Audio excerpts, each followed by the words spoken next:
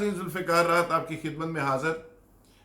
नाज़रीन, तहरीक अदम एतमाद के हवाले से गर्मा गर्म खबरें हैं। इस्लामाबाद में गो के 23 मार्च की तैयारियां अब शुरू हो गई हैं, लेकिन इसके बावजूद शहर इक़्तिदार, जिसको शहर बेवफा भी कहते हैं, वो कुछ लोगों के साथ वफा और कुछ के साथ बेवफाई करने के लिए पूरी तरह से तैयार है।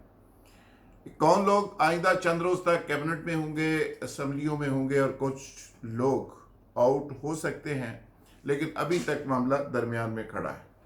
कुछ अहम तरीन डेवलपमेंट्स हुई हैं कि पीटीआई के जो मेंबर्स हैं, मेंबर्स कौमी असम्बली, वो अपोजिशन की सेफ कस्टडी में कहाँ पे हैं और कहाँ कहाँ छापे मारे गए और उन तक एक्सेस हुई है या नहीं, इस पे बात करूँगा।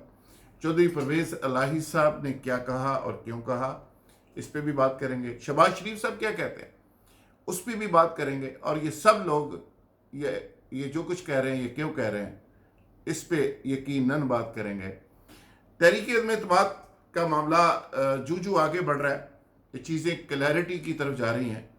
पहले चौधरी परवेज़ इलाही को डिस्कस कर लेते हैं। चौधरी परवेज़ इलाही, जिनके लाहौर के अंदर बैनर लग गए, पंजाब के अंदर बैनर लग गए कि चौधरी परवेज़ इलाही, पंजाब की मजबूरी है, चौधरी परवेज़ इलाही वज़ीर आला पंजाब बहुत ज़रूरी है। खैर, ये बैनर अपनी जगह, वो बैनर उन्होंने तुड़वा भी दिए, कुछ देर लगे रहे। जब उसकी फुटेज बन गई तो उसके बाद उनको उतार दिया गया। चौधरी परवेज़ इलाही खुलकर सामने आ गए हैं, और उसकी वजह यह है कि चौधरी परवेज़ इलाही को जरदारी साहब ने इंश्योरेंस दिलवाई है कि वो हर सूरत में उनको चीफ मिनिस्टर पंजाब बनवाएंगे। नून लीग अभी तक नहीं मान रही, लंदन से क्लियरेंस नहीं हो रही, मरियम साहबा मान नहीं रही, और जो हार्डलाइनर है नून लीग के, वो भी नहीं मान रहे। वो कहते हैं जी पंजाब का अगर पूरा सूबा ही हमारे हाथ से निकल गया और तो इस ऐसी तब्दीली का क्या फ़ायदा, इससे तो बेहतर है बुज़दार साहब ही रहे, क्योंकि वो समझते हैं कि बुज़दार साहब की मौजूदगी में हमें पॉपुलैरिटी मिल रही है और नून लीग जिंदा हो रही है। अगर वो चले गए और परवेज़ इलाही साहब आ गए तो परवेज़ इलाही साहब तो यहाँ पे वो काम करेंगे, पर नून लीग को लोग भूल जाएंगे और नून लीग की पॉपुलैरिटी भी मुतासर होगी। अगले इलेक्शन में जो हम क्लीन स्वीप का ख्वाब देख रहे हैं, वो ख्वाब भी धुंधला सा हो जाएगा। तो ये नून लीग की एक इतराज़ भी है, और ये जेन्युइन भी है किसी हद तक कि चौधरी परवेज़ इलाही की जो कारकर्दगी और जो उनका बहुत बड़ा पॉलिटिकल होना, वो इस बात की गवाजी और अलामत है कि चौधरी परवेज़ इलाही पंजाब के अंदर कोई ऐसा करिश्मा ज़रूर दिखाएंगे कि 23 के इलेक्शन में अलाइनमेंट चेंज हो सकती है और जरदारी साहब की एंट्री पंजाब के अंदर भरपूर तरीके से डल सकती है, और ये समझ आ गई है नून लीग को। अच्छा, अब ये तो अंदर की एक कहानी थी जो मैंने आपसे शेयर की। परवेज़ इलाही साहब के साथ डटे हुए हैं जरदारी साहब, और जो मौजूदा हुकूमत की अलाइज पार्टीज हैं वो भी सारी डट गई। लीडर बना लिया उन्होंने परवेज़ इलाही साहब को, परवेज़ इलाही साहब उनको लीड करेंगे, और उन्होंने कह दिया कि एमकेएम हो, जीडीए हो, बाप हो और हम हो, हमारी चारों पार्टीज के 17 एमएनए हैं, उनका फैसला हम खुद करेंगे। और अगर गवर्नमेंट के साथ जाना है तो सिंध में एमकेएम को क्या मिलेगा, जीडीए को क्या मिलेगा, बाप को क्या मिलेगा, काफली को क्या मिलेगा, जो पहले मिला हुआ है उसमें इजाफा क्या होगा। अगर अपोजिशन के साथ जाना है तो उसका भी अलग अलग एक पैकेज इन्होंने तैयार कर लिया। जरदारी साहब पूरी तरह से इन पार्टीज के साथ हैं, जरदारी साहब सपोर्ट कर रहे हैं।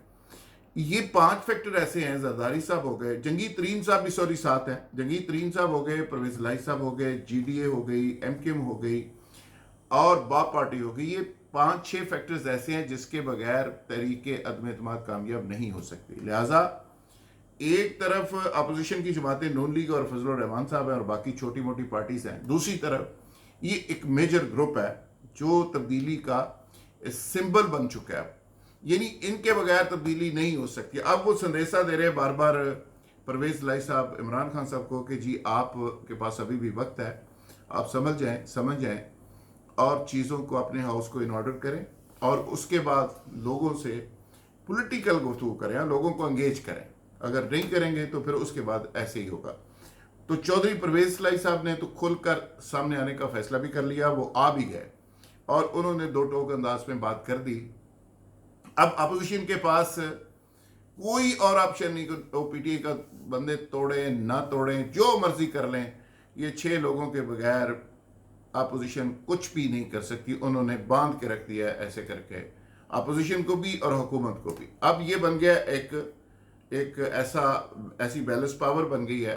اس بیلنس پاور کی الائنمنٹ کہاں پہ ہے میرا خیال ہے آپ سمجھ گئے ہوں گے کہاں سے چیزیں چل رہی ہیں, کس طرح چل رہی ہیں اور یہ کس طرح آگے چلیں گی. اب یہ درمیان میں کھیل رہا ہے, یہ جو پریشر گروپ ہے درمیان میں کھیلنے کی وجہ یہ ہے کہ کہاں سے مناسب ڈیل آتی ہے اور فائنل اشارہ کہاں سے آتا ہے اور کیا فیصلہ کرنا ہے. ابھی تک یہ فیصلہ درمیان میں ہے, انہوں نے فیصلہ نہیں کیا. فیصلہ 5 منٹ میں ہو سکتا ہے اور یہ 20 دن لگا دیے گئے. کسی نے کہا کہ 5 بندوں کی پارٹیز ہیں اور یہ فیصلہ کرنا چاہیں تو یہ 2 منٹ میں کر سکتی ہیں. لیکن روز مشاورت تو شروع ہوتی ہے, روز ختم ہوتی ہے, پھر شروع ہوتی ہے, پھر ختم ہوتی ہے. اور اس کی ایک وجہ ہے کہ گوارے کے اندر اتنی ہوا بھر دو, اتنی بھر دو کہ وہ پریشر اتنا بلڈ کر دو کہ عمران خان صاحب جو نہیں مان رہے ان سے منوایا جا سکے. اور خان صاحب چونکہ بڑے اعصابی طور پہ بڑے تگڑے ہیں, کچھ لوگوں کا خیال تھا کہ اتنا بڑا پریشر بلڈ ہو گیا اب وہ باتیں مان جائیں گے, لیکن ابھی تک بھی کچھ باتیں وہ نہیں مان رہے. کچھ مان چکے, کچھ نہیں مان رہے. پنجاب کے اندر تبدیلی پہ وہ ایگری ہو گئے لیکن پرویز لائی صاحب پہ نہیں ہو رہے. وہ کہتے جی مختوم ہاشم جوان بخت بنے گا یا یاسر ہمایوں راجہ بنے گا چیف منسٹر پنجاب.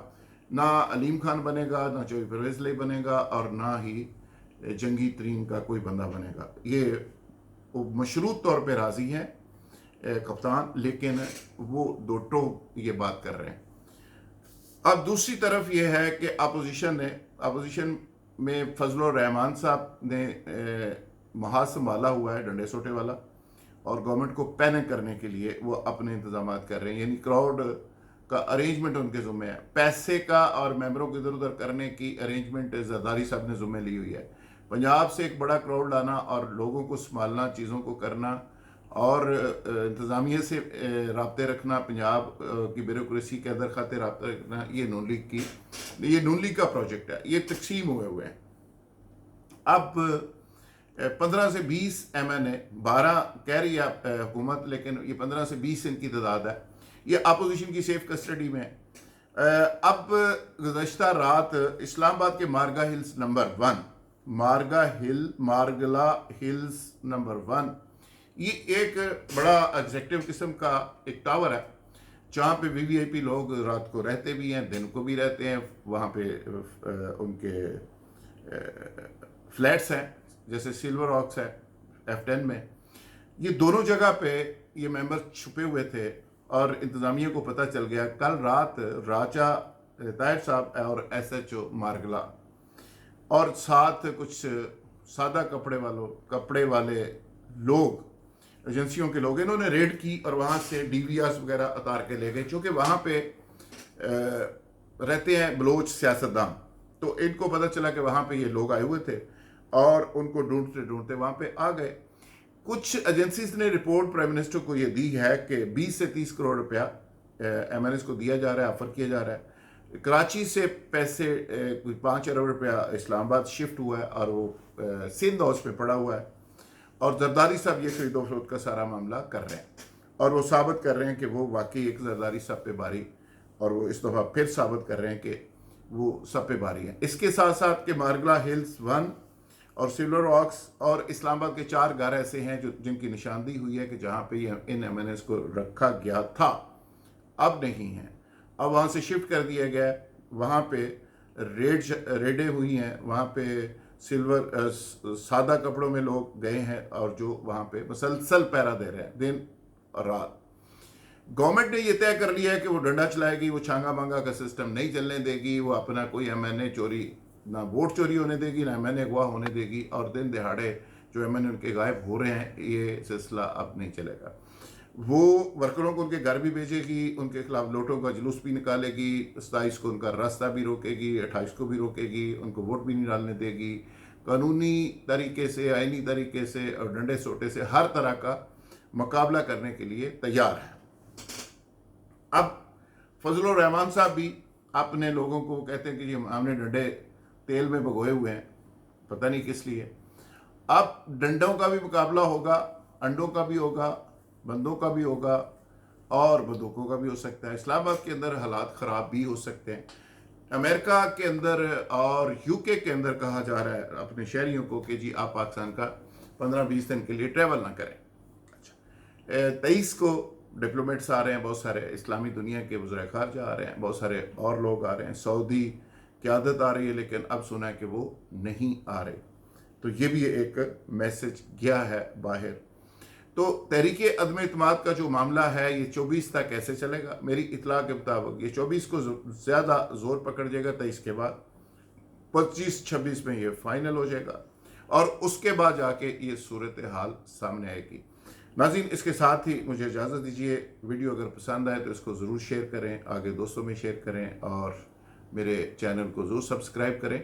और कल इंशाअल्लाह दोबारा एक नए मौजू के साथ और अंदर की खबरों के साथ फिर हाज़िर होगा। बहुत शुक्रिया।